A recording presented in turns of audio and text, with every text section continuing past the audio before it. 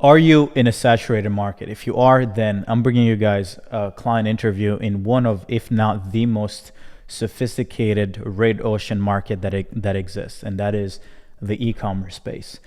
Funny enough, when I launched my first agency online, and my first successful agency was helping other agency owners in the ecom niche, right? We specifically focused on ecom because we knew how painful and how hard it was to acquire clients in ecom. And these clients, these partners joined one of our, I think they first joined the incubator, I believe, and then ended up kind of like ascending to the partnership program where we essentially helped them with their go-to market. Now, even when they started working with us, they spent months and months struggling until they did one simple tweak. And that one tweak took them from not having any revenue. When they started working with us, they had no revenue whatsoever, but they did have prior experience in working with e-com brands.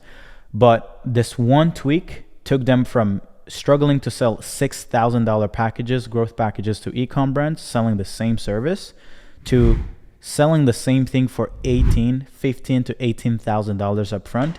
And the first two clients they got them in the first day and made over $30,000 in cash collected in a single day. When I saw that, I was like, holy shit. What is this one lesson that I can take from working with these guys and seeing their success? And it is this one thing that is that if you are in a saturated market, the way you stand out is by going even more narrow.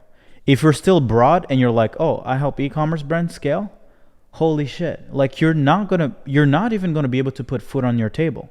Not for yourself, especially not for your family, right? Hopefully you don't have kids, because if you do, then you are in trouble. Broad in a saturated market is insane. It's one of the worst mistakes that you can make, okay? So I hope you guys will love to hear their story and see how this one idea of focusing on a specific avatar within a broad niche changed their life. Imagine going from people are watching this and who are in ecom. You guys know what I'm talking about. Ecom is so sophisticated. Brands have low margins. Most brand owners are also marketers. So you're kind of like helping someone who knows somewhat more about marketing than you do. So it's so hard to sell into this niche, but these guys have been able to figure it out. So if you watch the full interview, you're gonna get to see who they're going after and why, what is their offer, what is their service, and why people are willing to spend $15,000, $18,000 plus in order to work with them up front. Important. This is not an 18K package for 6 months where they pay 2K per month for 6 months. No. They make 18 grand up front. So that's pretty legendary in my opinion. And I keep telling people to do build and release, but you guys won't listen, but maybe one day you will. Bye-bye. What is something that market can't live without? You don't need to solve a problem. You need to solve a huge fucking problem. Like a massive, massive problem. Money is actually made when the thing you sell has yet to have technology facilitate its adoption. All right, today I'm bringing you guys two partners who've been cooking stuff in ecom. So Josh and Diego, you guys want to kind of like introduce yourself? Josh, for you first. Yeah, so my name is Josh, and me and Diego here have started an agency working in the restricted space. So that's really any brand that is struggling to get on these bigger marketing platforms such as Facebook and Google. Given the laws kind of coming down on all the drugs, such as mostly cannabis, 90% of our market ends up being cannabis, but you also have like psilocybin and amanita mushrooms coming into play. So a lot of these spaces now are looking for a means of getting customers. And of course, there's no kind of other better sales channel than Facebook, especially when it comes to the e-commerce realm. So yeah, that is ultimately the market we work in and what me and Diego do. And where are you guys based, by the way? Are you guys both in the same state, city, or is it? Yeah, so I'm in Orlando. I'm in Florida, and then Josh is he's I'm kind all of over the around. place. He's around. Yeah, I was just in Colombia, now I'm in Tulum. Hanging out in Tulum for like 2 months, I think. Were you there with Tulum the shooting that happened like last week or a week or two ago? No, the one in Cancun. I just missed that one, luckily. So, Yeah. but it definitely put me on my guard. Yeah. So you're more of like the digital nomad, and Diego just stays locked in. Diego's a homebody. Yeah. I like that. Diego is my twin. I personally, I love my environment. I love my routine at home. When I get outside of the routine, forget about work. I'm like, I can probably try to fake working, but I work 1 hour, 2 hours. I'm like, man, I'm done for the day. Yeah, yeah. Yeah. And hopefully that's not what you're doing in Tulum. Hopefully you're working. My big thing isn't the environment; it's the people I surround myself with. And where I kind of grew up, the people veered me off track Ah, more than not. Whenever I go home, it's like you kind of have this sense of loyalty to your home friends, right? So it's very easy for me to get sucked back in. But I realized as I've traveled, I've been able to surround myself with like-minded individuals that push me. makes sense. So it's really cool when you can kind of put yourself in that circle and really just hit the ground sprinting together. I find myself more productive when I'm out of home by Makes far, sense. in insane amount more. Yeah, that makes sense. That makes sense. Yeah, for sure. If you're someone who's social, who's always been around friends, like for me, I've always been someone who's, I have friends, but not a lot. But even the friends that I have, I'm not the type to like, hey, let's hang out every day, every week. Like I don't care, man. Like we'll You see and each other Diego when we are see each other. I'm locked in. I'm alone. I love being alone. I love doing my own shit. So when I'm actually at home, I see less people than when I'm traveling, hmm which is like the other way. It's like at home, it's more so like my grind mode, but Mm. when I'm away, like I then just socialize and just network. And but hmm yeah, Sure sounds like me, man. Yeah, it's Right? definitely the this case. it's the Yeah, we man. we're twins. Cool. So, um, maybe let's take people back a little bit, right? So you guys haven't always been in the restricted space. You guys haven't been running this agency. So walk us back to like, Mm. how did you guys get started? Yeah, that Yeah. goes back pretty Yeah, far. that's a long journey. So we originally met through Instagram. I think that was like what 2016ish, A 2015, while somewhere ago. around there. Yeah, super long Wow. time ago. He actually hit me up Yeah, to yeah, ask if yeah. I wanted to partner on some Shopify stores. No, so this And one's so funny. Let me build off of that. So,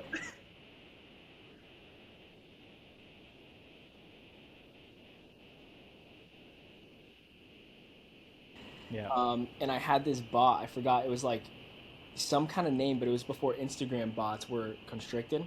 There was Hmm. this one that you'd run on a PC, and you could target like ecom people. So I'd spam people's things. Where it's like, hey man, saw you were into ecom. I got a question for you. DM me. Wow. And I was ripping that for a while, and I was giving people like Facebook consultation calls and how to like optimize their stores. And one of those people was Diego, and then Oh we literally shit. just kicked it off. And he had an idea to start working together, and we just hit the ground running. And that was when? 2016 you said? yeah, somewhere around there, like 2015, Somewhere 2016. around there. Holy shit. Yeah, That's crazy. long time ago. Yeah, I mean, and pretty much since then, we've definitely had cool successes. But I think the most important part is kind of the quote unquote losses, I guess, that we took. Just because I think, and that's something I think Josh and I aligned very well on, is the areas where we might make mistakes or whatever. I think that's where you actually are able to learn and actually use that as a trampoline. Because I think a lot of people get stuck on the win, win, win, win, win, which I think is great. Like that's awesome. Hmm. But as far as longevity and actually growing into scaling a business or becoming a better human being, I really think that comes from taking your quote unquote losses and like really using those as a trampoline. Hmm. So I mean, over the last I don't know like 10-ish, 11 years. I mean, actually, yeah, so I guess Josh, like our combined experience is probably somewhere around like the 19-ish to 20-year mark. I mean, we've driven millions of dollars for e-commerce brands, whether that be for ourselves or some of the agencies and stuff we've run. But honestly, before this one, I can't even tell you how many failed e-com brands we've had, how many failed agencies we've had, and all of that. And I think that's something that's pivotal, right? Because I think a lot of people are like, all right, I'm going to take a stab at making an agency, and Yeah. it's going to be fun, and we're going to do it right off the rip. And I guess two things in regards to that. Number one, I would say it's 50% fun, but the reality of actually running an agency, especially at scale, is actually a nightmare, in my Yeah. personal opinion. Um, but yeah, man, I mean, like I said, I think the journey is the best part about it. I think when you have your wins along the way, those just kind of keep you going. Yeah. But yeah, man, it's definitely been a crazy journey, and this is definitely the most complicated and complex agency, and really just any business I think that we've both run ever. Yeah. So I mean, we're learning new stuff literally every single day. And by no means will I ever even personally sit there and say, yeah, I'm the smartest guy in the room. And I actually hate being the smartest person in the room because I just don't really think those are spaces that I particularly like to find myself in. But yeah, man, it's been a crazy journey though. Sick. There's something interesting to build off of that too. Is one thing that we did originally. We had an agency back in 2018, and this is one thing I noticed getting into this current landscape, and this is something that would definitely help your viewers or people watching this is when we got into 2018, it was such a different space. and we ran an agency for ultimately about 2 years, and then COVID hit, and then it pretty much wiped us out. We were able to scale that to about 20,000, and I think our best month was like 25,000 in collected revenue. Yeah. But we were getting leads just through like referrals. It wasn't as much as an uphill battle as now. And mind you, we were also running a full service agency, so we were Wow. offering so many different services, and things ran much more fluently and clean. So when we recently stepped back into this space together, it's crazy how much the landscape changed, and that was one thing that I realized a lot. But it was almost a black and white landscape, and that was the thing that was very very interesting. This whole like online, to be hyper specific, the whole marketing agency realm, the competition's at an all-time high. And the biggest thing that I learned, I think, kind of like you were saying before, the $1 million idea, you need to position yourself in such a unique manner. But I think I always told myself that, and I thought that, but I didn't understand the extent of that. Like, you have to be so uniquely positioned. It is not an idea that you can just come where you're like, I'm gonna go after hardscapers, like landscape companies, masonry companies, etc., and go with those people. You have to find such a deep competitive edge. You almost have to find a niche within a niche, right? And then within that niche, it goes even that much further because these are business owners. People are selling them left and right. So then Yep. you have to then further position your services that much more uniquely, and that also goes to the offer. So a really big takeaway from there was the change from 2018 landscape to now the 2024, and how Yep. the online space has really just, it's insane. It's Yeah, and Yeah. even on top of that too, one huge thing we still bring this up to this day, and we heard this what like a year and a half ago, I think, from you. But the one thing that has genuinely sticked super well for us was when you said creating an offer so irresistible you'd basically be dumb not to take it. So I think, amazing. especially when you take that, when kind of backing off of like Josh's thing about having a niche within a niche, it's like, okay, it's not just, hey, we're a marketing company for whatever, roofers, right, or solar, right? Yep. Okay, cool, I'm gonna deliver these services, but it's like, what are you actually solving besides saying, hey, you give me money, I'll use that money to bring you leads or bring you more revenue or whatever, right? And I think that's a huge thing that even propelled what we're doing now is, okay, we identified, the general niche, what we wanted to do. And even when we were working with your guys' team, I Yeah. mean, we went through what, 4, 5, 6, Like 7 different 5 niches. iterations. Like, Yeah. I mean, it was crazy. So like, I think the biggest takeaway from that is that's just something that stuck with us, and I think that's really helped propel us to where we're at now, is always staying at the forefront of, okay,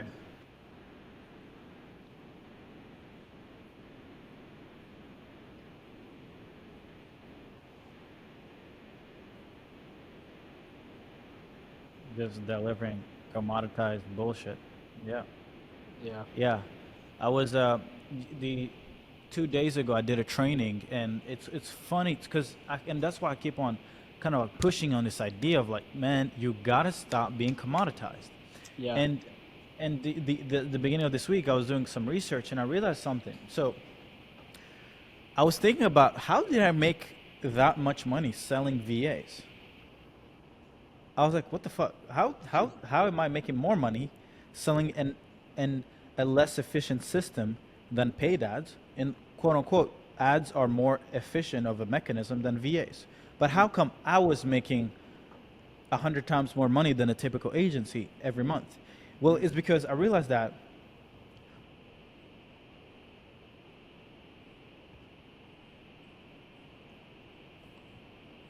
oof. Let me explain that.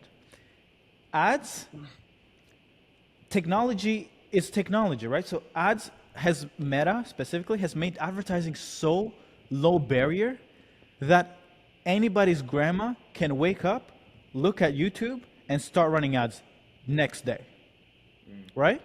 So what happens is gurus start a course and say, hey, this is so easy, you should start a business. And everybody starts businesses. I was in courses with 3,000 other students learning how to start an ads agency. You're going to tell me that, so we're going to share 3,000 people? What market cap? We're going to share all 10 million a year? Then we're all broke. So it's Yeah. stupid. So for me, the mindset that I've started building offers out of is, if there's super technology like the new AI, the new Zap, like, is it easy to do? Yeah, fuck it. Let the newbies go run after that thing. I want to sell the things that is so hard and so boring that no one else will follow me in trying to do it, because they don't even want to sit down for 5 minutes to learn how to do it, or they don't want to hire a team. So I learned that like in a market, there's 4 questions that I look for. Is first, we all need leads, we all need clients, we all need whatever. Okay, cool. So I want to solve something that they can't live without. The second thing is my competitors, what are they doing to solve that problem? Most of them, what are they using? Are they using ads? Okay, I don't want to sell ads, even if ads is still the best mechanism. Okay, cool. And then third, I'll be like, okay, the top 1% of that market, what are they doing so well to stand out of most of the people in this competition? I'll go find this one single thing. It could even be like things like content, because content is not easy to do. And then I'll start a business delivering the 1%, the thing that is not yet easily implement that you can't implement in the business. And for me, I think that that's why we saw so much success with selling VAs and outbound campaigns, because there's no YouTube video you can go watch that shares you, okay, this is how we're going to do outbound on Instagram, this is how you can use $3 VAs, and this is how you can train 90 VAs a month and place them in companies. There's no way. And it's your time that needs to be spent. And this brings me to the idea of like, for you guys, if you guys can kind of like share the outcome that you guys saw from pivoting, because you guys had started a bunch of different businesses, but nothing really picked off until you guys started doing what you guys are doing right now, which is technically is something that is not easy to do. Yeah. And what happened, if you guys can share kind of like some of the wins that you guys have as soon as you guys pivoted. Yeah, it's funny with that because we were selling the same exact thing when we were targeting broad before we were going after like direct-to-consumer e-commerce brands. We're selling the same exact thing, but the offer that gets them in the door is we make it possible for you to advertise on Meta. So Facebook is one of those things, especially given the lawsuit with everything. Like they've just been under the magnifying glass for quite some time now. So one thing that they make very difficult is for these brands to get on Meta. So that's what we used to get them in the door. But then to kind of go back to the part where it's like competing in these markets, people come into these marketing agencies to solve a problem, but that's not enough. And this is what I learned in your courses. You don't need to solve a problem. You need to solve a huge fucking problem, like a massive, massive problem. And that's what we kind of created with like an end-to-end marketing system for these companies. But the cool part is, and that also segues into why we've been able to charge so much and get these very large paid in fulls. But by offering that solution that is very hard to solve, like you're saying, the get on Meta advertising, that kind of gets them in the door, that gets them interested. But then the way that we convey it and the way we say like we have to stack on X, Y, Z to make it that much better is what allows us to charge as much as we do. So yeah, the biggest thing that we offer is getting these brands on Meta. And the cost per lead, I can't make it up. It's anywhere from like $4 to $6 a day. And it's like, I think 1 in 3, it depends on the day, of course. I'd have to look at the 14-day average. I don't even look at it anymore because it's not even a concern. Like it is so far out of a problem for us. I barely keep track of it. I just know I spent $50 and I can get like 20 booked calls. It's insane. Wow. Insane. Yeah. So it's absolutely nuts. And then 1 in 5 of those are usually qualified. But that even goes too when we were talking about like niching and finding the market. I don't think there's been a more right market than cannabis in such a long time. Like I've never seen a market where there's so much purchasing power and so much need for servicing and helping. It is crazy. And even to build on that too, goes back to even like the offers, right? And a good example I always like to bring up too is like, you know, you have Nike. Everyone knows Nike, right? Okay, cool. Yeah. Let's say I start another athletic brand. You can't just pop out of the gate and say, "Hey, I'm the next Nike." No, you're not. I guarantee you're not, right? So I think the thing is we live in a day and age now where it's very difficult to be broad, right? Because 9 times out of 10, somebody's already has the broad market cap. So you have to have a very specific solution and a value prop, right? So it's like, even with that example, it's like, okay, cool. Let's say I want to get into the athletic space, but I'm going to make the lightest, most comfortable running shoe on the planet. Okay, cool. That's obviously very niche, and then you can kind of take it from there, right? Yeah. Same exact thing here, where, yeah, we love Ecom. We've been doing it for, 10, 15 years now. But it's like, okay, outside of the general services and things we're providing, okay, what niche within Ecom can we actually provide a solution for that isn't something you can necessarily look up and find a huge course on that thousands of people are doing it on? But then also the big thing we learned too is, especially in the cannabis industry, these people are sitting on a plethora, like I'm talking like a gold mine of cash, like because like they can't put it anywhere, like they haven't been able to put it into paid ads, they haven't been able to get influence, like I mean they've done nothing. Well, not just that, but you have to jump through so many hurdles to even start these kind of companies. It's not like if you were to go and start like a white label energy drink company, which I know you Yeah. can do for like $30,000. MOQs are pretty low, whatever it is. But with the cannabis companies, you have to get specific licensing. You have to get like lawyers on your team. So right off the rip, somebody who's stepping into this industry is saying, okay, I need a fuck ton of money. So what they do is they end up getting backed by investors. So we've noticed even the leads that come in that are doing like $5,000 to $10,000 a month are still qualified to pay $15,000 to $20,000 paid in full contracts, but it's because they're backed by investors. We'd have people that have like, all right, we got to get the clearance from our investors. We got to talk to our CMO. Like, what do you mean? You're doing like $5,000 a month. Why do you have an investor and a CMO? Yeah. Which is insane, but that's why this niche specifically is just nuts, because the abundance of cash that they have and the amount of solutions they Crazy. it's right for the taking, but not for long, of Not, course. not, yeah, yeah, of course. Not for long. That's where the exit plan comes into play. Yeah, right. No, 100%. I mean, you always have like a small little window to kind of like print and then just get out, right? Yeah. But I love this niche because it's highly regulated. So it's like you're not. So that's why probably investors are getting in, because no investor is gonna put money in starting a fucking agency. Never. It's like, bro, like you can literally just put up buy agency.io domain. You're in business, But a cannabis brand, you're not. You're not. So, investors love companies that are hard to compete with, because competition, and that's where it's like so important. Going back to competition, capitalism is a function of like capitalism. Literally is someone is making a shit ton of money. Let's steal all their margins and compete with them. Like that's what capitalism exists. That's what it is. It's literally it's like all profits will be competed away over time Yeah. to give the consumer the best price and the most options. But that's not good for us business owners. We want to make the most profits, the most margins. And this brings me up to kind of like one of the things that I was really impressed by kind of like the offer that you guys were pushing is that I've helped a lot of agencies in ecom. I've even built ecom agencies myself, but it's like ecom. I got a message yesterday from a friend of mine here in Montreal selling email marketing to ecom, and he's like, "Bro, what the fuck is going on with ecom? It is one of, if not the most competitive space from the perspective of agencies pitching ecom brands, and also ecom is one of the most ridiculously hard companies to scale because of low profit margins.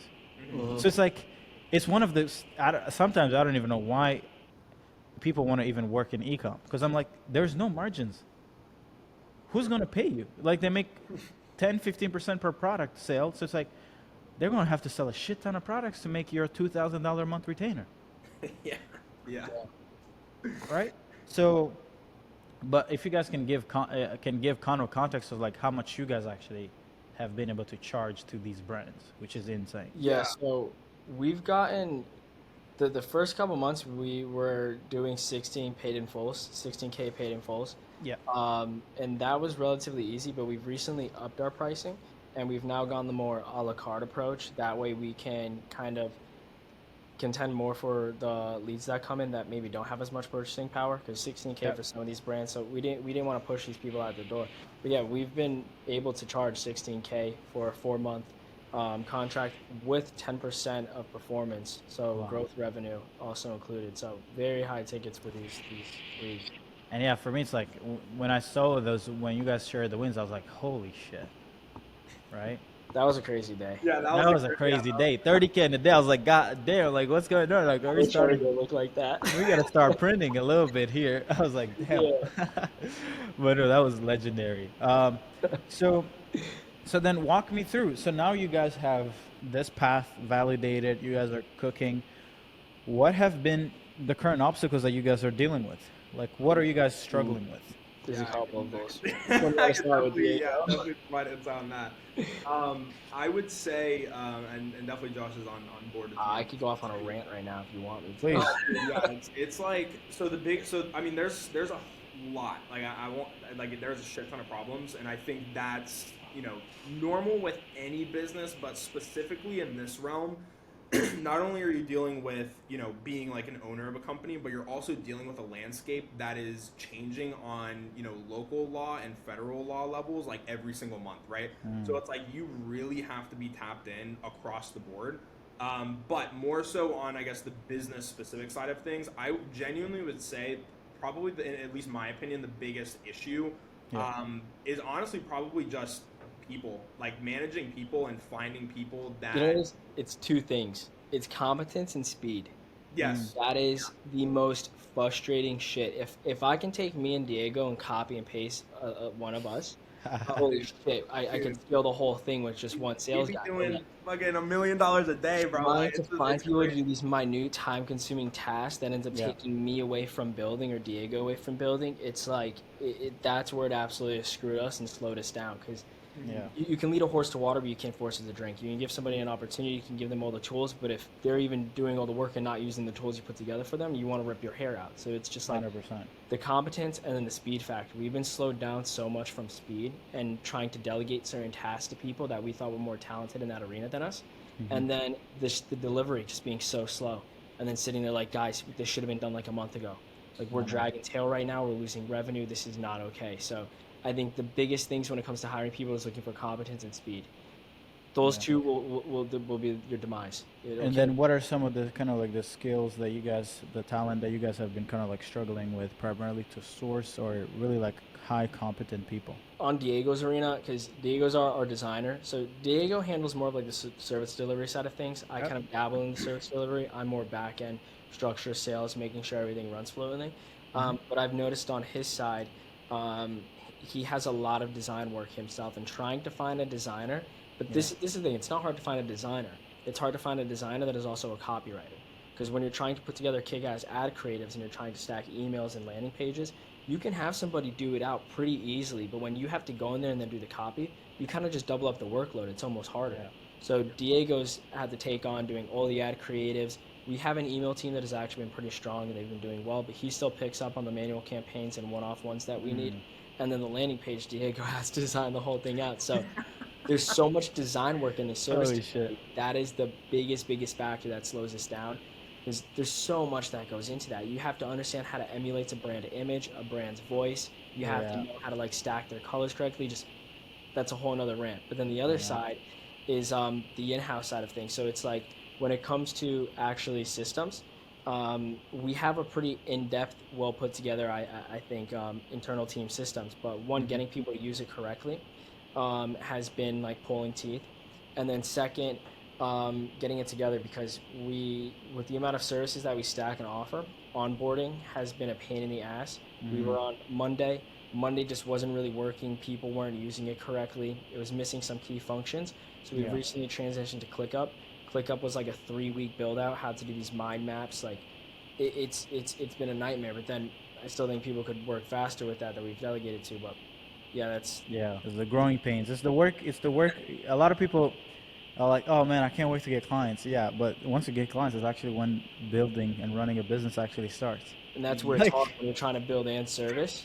That has been what slowed us down the most. Like we should have been chugging at full speed 30 days ago, but we've been yeah. so behind with miscellaneous shit that just kept knocking us back from like where we can really push hard. That is crazy. It's crazy. Interesting. Interesting. And how big is your team right now? We have So about, I there's want like to some say, like, in-house, some subcontracted slash in-house. and And that's there's actually another thing I'll point out as well is one thing we found that's worked, at least in my opinion, worked really well is having people go from contractors and then using that as a pre-vetting time and then bringing them in full time. That's been something that I think has really helped. Yeah. Because again, as much as I would love to sit there and be like, hey, yeah, here's a full-time job, let's fucking run it. We've run into way too many instances where we do that, put way too much trust in the person, and then we're out 6, 7, 9, 10 grand, and the work isn't done, right? lots of So- probationary periods. Exactly, yeah. So that's yeah. But yeah, we have like I think like 10 to 12 11. people. Yeah, Yeah, 10 somewhere. to 12 people on the team right now. Okay. Cool. Love it. And quick question. So, I was out the other day and met this agency guy, also kind of like in the unrestricted brands, restricted brands, realm, and not necessarily in cannabis or whatever, but other explicit content, right?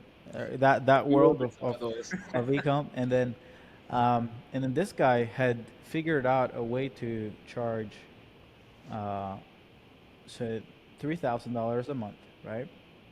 And they're essentially finding creators who are good at creating content that go viral, and they're charging 3K per creator to this brand, right? And they have over, I think they're around like 65, 68 creators for that one brand. Dang, that is crazy. So they're That's bringing like in like well into 6 figures. Yeah, 200 grand a month off of one brand. they got to be Dang. working with a huge brand then. So now it brings me back to the question to you guys is like, I know you guys are trying to kind of like, I know your mechanism specifically focuses on getting brands to be able to advertise on a platform that they're not able to advertise, but have you guys started pushing organic as an acquisition channel for these cannabis brands or Yeah, not yet? so one thing I'll highlight there is, especially in this space, it's hard for a lot of times to find really reputable influence. Again, we have a stack of people that we use, and there's a lot of people out Mhm. there. The problem kind of comes into play when you're working with cannabis brands. A lot of people don't really like to mix that in with their UGC accounts or their personal lives, because again, how other businesses that Yeah. approach them might see that. So that's definitely been a difficulty. But I think the biggest thing that we do right now is consulting their teams internally on how we would run them. Hmm. Just because right now that's not really a service that we're looking to fully fulfill on at the Yep. moment. Because there's an ROI for it at a certain point, but especially in the beginning, you have to move very quickly, and organic is a long-term play. So that's just not something that we are really kind of putting our eggs in the basket for. Yeah. But yeah, I'm personally, I always say, look, if you run a brand and you turn off your paid ads and you're not making money, you don't have a business. That's what I've always said. Is you need to have a hybrid approach. So, having a 50-50 between paid and organic is absolutely essential, in my opinion.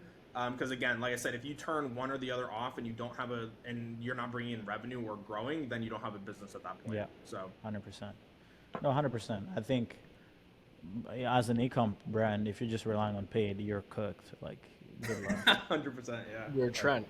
You're When it comes cooked. to Like that. you're fried. Like it's like, especially with now, like everybody's advertising. Like advertising isn't anything new, right? Everybody is advertising day one. So there's crazy competition on Meta. So it's like, I Well, and hope you're that's and selling. that's and even to bring on that point, that's actually why we've seen a lot of success with a lot of the paid traffic we're doing for a lot of these brands. Yeah. Is because, right, again, I'll even bring up the Nike example again. There are hundreds of thousands of athletic brands out there, so it's like, okay, if you see a shoe ad or you see a athletic clothing brand ad, I can guarantee you've seen that like 5,000 times a month, right? Like you've seen that no matter what the name of the brand is.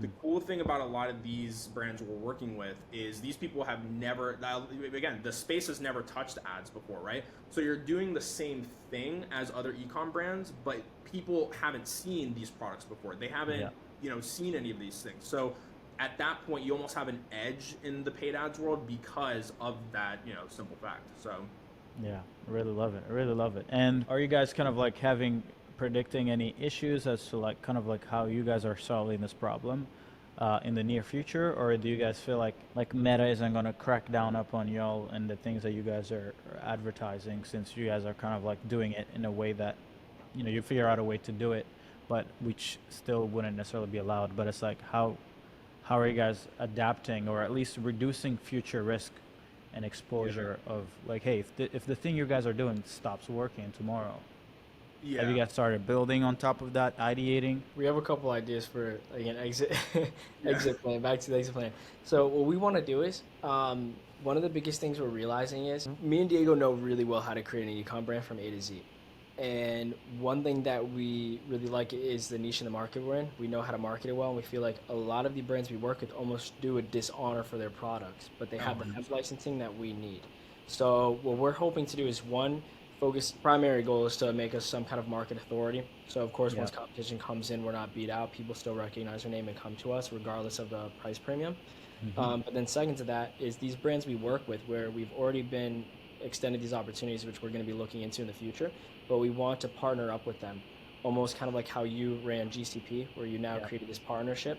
Um, so we want to even get it to a point where we can invest with them. Maybe we create a separate LLC that still has their hemp licensing attached to it, and then we can push these white label products, and we create the whole brand from A to Z and do everything for them. So we'll say 100%. you can manufacture, you can put together X, Y, Z, put it in this bottling. We'll design out the package, the actual product itself, and then boom, boom, boom, boom, and stack that Instagram content, ads, emails, websites, Yeah. all of it. So Yeah. that's our long-term goal. In order to, if anything ever got beat out, we'd still be afloat. 100%. Yeah, and even to add on to that too, I think the great thing that we also provide these clients, which again isn't in and of itself, I guess, a service, but the way that we operate and the way that we have to run these brands, it really puts these owners in a position where they come out of it understanding their product and their brand even more so than when they weren't working with us, right? Because again, in this space, you have to be very particular, obviously for a multitude of reasons. But I think it really gets them down to understanding their messaging and how to actually sell the product itself, and not just, hey, buy some cannabis products or buy some mushrooms or Yeah. whatever, right? It's like you genuinely have to understand not only your physical product that you're selling, but also how that actually benefits an outcome for the person buying it. So I think that really at the end of the day, this just also helps them craft a better brand that's actually scalable for the long term as well. 100%. Yeah, I mean, I believe that once you're a great marketer for a specific niche, long-term play isn't for you to just keep on selling your service, your expertise for money, for time, for a little retainer, even if it's 20 grand, 25 grand upfront. That money will eventually get spent, right? Because the way that services work is that it's too reliant on inefficient systems, which are people, for you to over the long run make any money, right?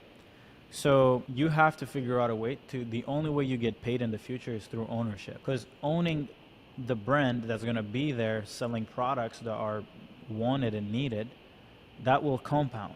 Services and time it won't. So, that's how you see, guys like Hormozy, getting into acquiring companies instead of just selling a course or a service, or because even a course is a service, right? Um, because the goal is like, let's not work to just get paid once or even every month and then they churn. It's like, how about we own the things we scale, and then over a lifetime we've scaled so many brands that like all of them just keep printing, and we just get checks in the mail every month, every week, and it's just stuff that we built a decade ago or 25 years ago. So that's why for me it's like, yeah, like I don't want to just work for a fee. I don't know. I want to get a piece of the growth of the impact we're having into all our clients' businesses, not just get you in and you make me money. It's like, yeah, no, but I want a percentage, a kickback forever, as long as you want to work with us. So I think for you guys, especially in the cannabis and all the regulations, oh my God, it would be such a great business to run and to just scale. It's like you guys own a few of them, scale them to 1 billion, and then it's like a Yeah. little exit, and then you guys can go on and just Colombia. You can buy Colombia. You can buy a whole neighborhood in Colombia, Tulum, Cancun, Literally, every fucking where you want to go. buy all of it. Yeah. Um, what advice would you guys? We can kind of like finish off on this because I think really the value and the things that I witness from you guys is the importance of like maybe you don't have to change your service or what but change who you give it to. Like talk about the experience from before you guys niche really down and completely pivoted to a market that actually has a crazy pain to when you guys were just typical basic marketers. Like I'd love for people to really understand the impact because I don't think most people will see this and they will go over their head. But it's like, let me just preface this because a lot of people don't know. So when you guys started working with us, because I was going through the onboarding form a few months ago, and I was like, hey, you guys had no revenue, right? The agency was not bringing in anything, right? And a few months later, you guys made 30K in a single day, 31K to be exact, right? There is no case study, right, where you go from having no income to being able to clear $30,000 in a day. Cash collected too, not just some revenue future fucking bullshit. It No, it's wasn't like, hey, billables. Yeah, that was it's straight in the today. traffic It's count. like, hey, we got 30 bens going in the bank account tomorrow or next week. Like that is something that, and that's why like I want to emphasize and end on this, because a lot of entrepreneurs think that winning is about hard work. It is not about fucking working hard. No. You got to make that strategic decision where it turns all the years of experience into overnight success. Like you could literally make the difference between someone who makes 100 grand, 200 grand, 300 grand a year in their business and someone who makes 3 million, 30 million is rarely that they're working harder or that they're advertising differently. It's literally they've had to tweak one thing, and that one thing 10x the fucking business. So I'd like for you guys to kind of like share your perspective of, I know you guys, we've talked about it earlier, but like I want to really talk about how you guys have, it has shifted your way of making decisions into not just being good marketers, but like also choosing the right opportunities and choosing the right end markets. I have a really good thing to say to that popped in my head. So, one thing that I used to notice when we were going after the other niches, I would almost get frustrated because in my head I'm thinking like, why do they not want this from me? Because I know how good I can do their business. Yeah. So, I think the biggest thing when people put together these offers in these agencies, especially if they have a good service and they have a proven track record of knowing how to deliver it, they get frustrated almost when people don't buy it because it's like, I know how good this is for you, and I'm almost so upset you're not getting it. But what I think people don't understand is when you pivot it, you have to start looking at it more from your ideal customer's perspective, not your perspective. You have to have them see that same idea where it's like, this is so good for my business, but they need to see it. So I remember that was a really big struggle in the beginning because I was wondering why they're not buying it from me, knowing how good I could do for them. But I realized it was the way I was presenting it and positioning it. They didn't have the same faith that I did. So that was a really big thing that I had to realize, I think. Yeah. And then one thing, Josh told me this a few months ago actually, and this is like one of I have like a few like different I guess like life quotes or mantras or whatever. Yeah. This is definitely a new one in there, but so I forgot the full context of the conversation, but he told me pressure is privilege, It's a good and one. like when you actually think about that, I think the biggest thing and how that even applies to our journey and our business is these people like for instance like with Ecom they've heard they've been burned every possible way under the sun, right? So it's like very hard to combat with that. These people 9 times out of 10, I mean we have some people like yeah we work with an agency whatever, but 9 times out of 10 these people have never even touched working with a marketing agency and they have some little in-house team or whatever, so this is totally new to them. So I think for us we have the privilege of that pressure to succeed for them, right? And I think it's different when you're in a space that like there's like 1 to maybe 2 like actual competitors we have in this space, which is actually insane because it's like that's like crazy. Yeah.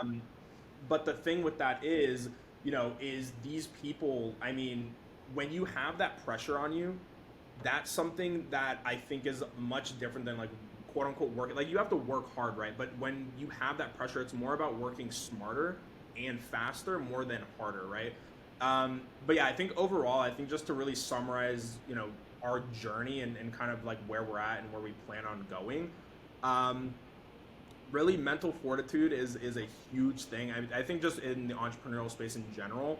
But I think when you're doing something that virtually has never been done before, that's when it's like, damn. I mean, because there's been so many times where Josh and I will be up at like 9:30 and we're like, all right, like we'll see you tomorrow, like peace, homie, whatever.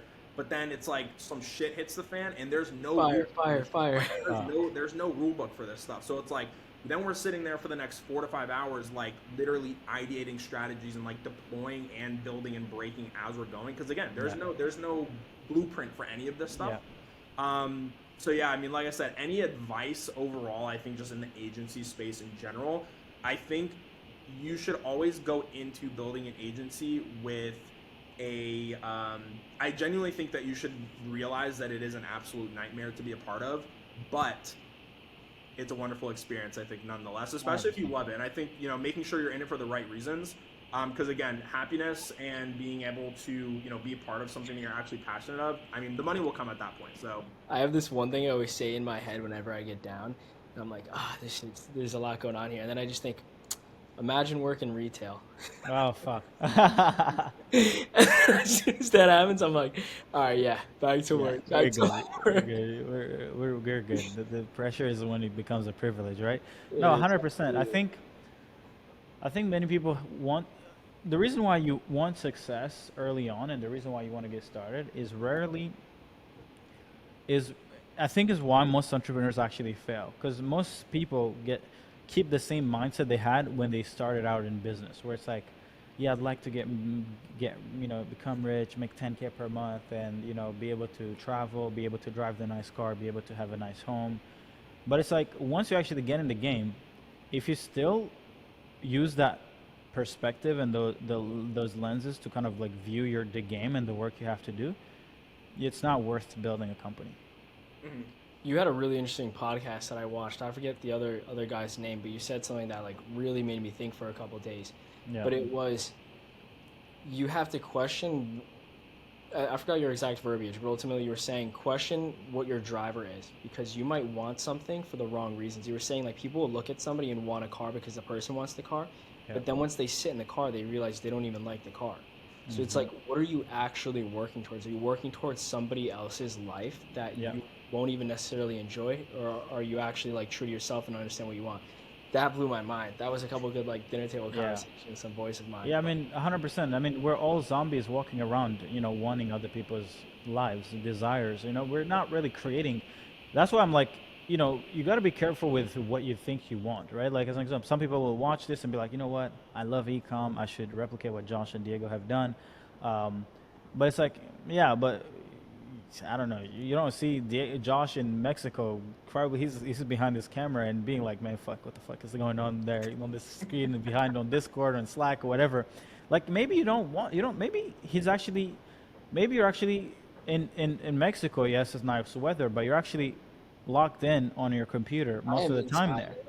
I'm So just it's sweating like my balls off indoors, 24 right. So it's like it's not necessarily what most people picture Tulum being like. No, you picture Tulum, nice ocean, tequila, Beach and club. beautiful women. But it's like that's not. If you're Yeah. building a company, you're not in Tulum at the beach. You're grinding. You're on a computer. You need good internet. So I've always, and that's why for me it's like I don't look at people who are super ahead of me and get jealous of their success because I'm like, shit. Yes, you got 5 Lamborghinis, or in 5 villas, but I know you ain't sleeping at night. I know your probably heart is beating. You can't sleep. You have $1 billion in taxes to pay. You got 5 wives. You have 5 kids that don't like you. You have all this shit. So you have your friends, your business partners, like stealing from you. It's like, I don't desire that. You keep all that extra. I'm gonna do my game, my life the way I want it, and all the Mhm. bullshit that I deal with, it's on my terms, not on, oh, I want to hit $1 million a month because so and so did it, or I want to hit 100 grand a month because so and so said is the kind of like good level of success. No, he's like, play the game. Life, we're gonna get at the end of it, and you better have spent your life doing things you liked. Mhm. Yeah, one thing I always say to that too is I think you start winning once you start competing with yourself. I always say it's you versus you. Yeah, Like if you are competing against yourself, you're not out here trying to compete and win past someone else. That kind of like dips into faith, but it comes from a very faithful manner where you're not doing anything in vain almost. So yeah, I always say in my head, you versus you. 100%. And I think Yeah, the thing is too, especially in the the internet age, I think there's a very, very, very big misconception that, dude, if you're like, again, there are unique individuals that are just absolutely just animals, such as yourself, that are doing 3, 4, 5, 6, 700K a month, which is insane, right? But I think a lot of people discount even making personally for themselves 10 to 15K a month. Like that'll change your life. I promise you that'll yeah, change your life. And I think the faster you can come to terms with more so finding the thing that you actually love to do, the money will come with that, right? And I yeah, think a lot of people go into it saying, "Oh, I'm going to start an agency because I can scale this to $250,000 a month in the next 90 days." Yeah, you're probably not going to, but B, you're going to burn yourself out because you don't actually love it, right? yeah. But yeah, man, it is a journey that I would not, I wouldn't have had it happen any other way. Yeah. And even then, even to get to the point where we're looking at Stripe at 31K a day, before that, there were what, like 6 to Dude, it 7 months was of just, longer, bro, longer. We were in like, CA before, and that did not work out. And then we were like, all bro, right, Hail Mary, GCP, let's make shit Let's happen. go. And literally, right at the end of the GCP thing is where we hit and where we finally started grabbing traction. And Crazy. yeah, it was nuts. It and was that was like such. a year later of like It literally, was literally like a year later. yeah. Yeah, I mean, and it's crazy, because there were some people that messaged us about it, and like, guys, like, how'd you do that? Like this and yeah. that. I'm like, well, hey, there were It's 12 months of yeah. basically Would you eat client shit time, for a year? fucking Would you eat shit for a bedroom. year? Fucking, Yeah. We Most ate people a lot think of shit.